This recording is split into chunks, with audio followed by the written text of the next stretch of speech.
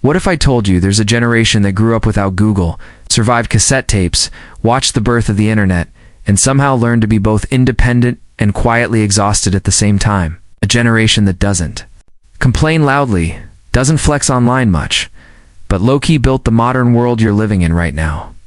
Today we're diving into the psychology of Generation X, the most forgotten generation, and maybe the most interesting one. Rewind. Generation X was born roughly between the mid-1960s and early 1980. So they grew up in a very specific moment in history.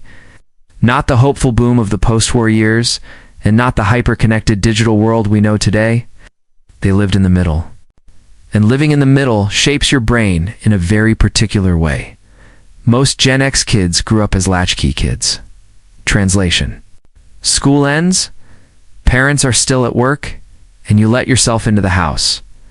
No babysitter, no texting, I'm home. It's just a key, a quiet house, and maybe a TV that became your emotional support system.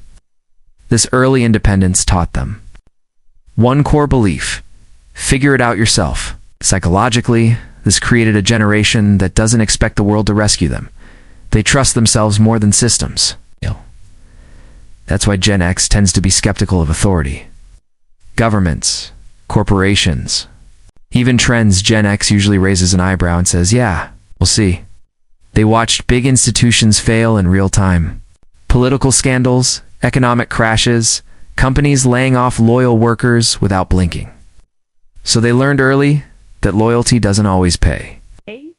This is why Gen X is practical, sometimes cynical, but rarely delusional. They hope quietly, not loudly. Now let's talk emotions. Gen X doesn't overshare feelings, not because they don't have them. Oh, they do. But because they were raised in a time where emotional expression wasn't rewarded. If you fell down, you were told you're fine. If you were sad, you were told it'll pass. So they learned emotional self-control before emotional vocabulary. That's why Gen X humor is dry, sarcastic, and sometimes dark. Not negativity, it's coping. When Gen X jokes about life being pointless, they're not depressed. They're processing reality with jokes. And speaking of humor, Gen X comedy hits different. It's not loud, it's not flashy. It's the kind that sneaks up on you later and makes you go, wait, that was actually deep. Think of humor that sounds casual but cuts straight to the truth. Now here's something fascinating. Gen X is the bridge generation. They grew up analog but mastered digital. They wrote letters, then emails, then texts. Now they're just tired of notifications. They remember life before the internet. Which means their brain learned patience. Waiting for photos to be developed, waiting for songs on the radio, waiting for answers. That waiting trained their attention span in a way later generations never experienced. Psychologically, this makes Gen X adaptable. They can learn new systems, but they don't worship them. They use technology as a tool, not an identity.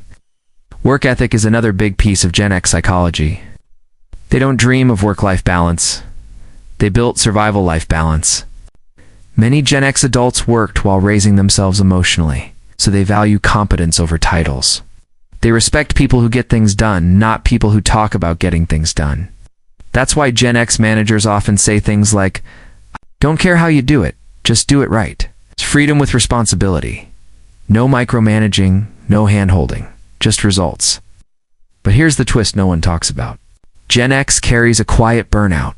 They were told to be strong, be flexible, be realistic, and they did all of it. But strength without recognition turns into fatigue.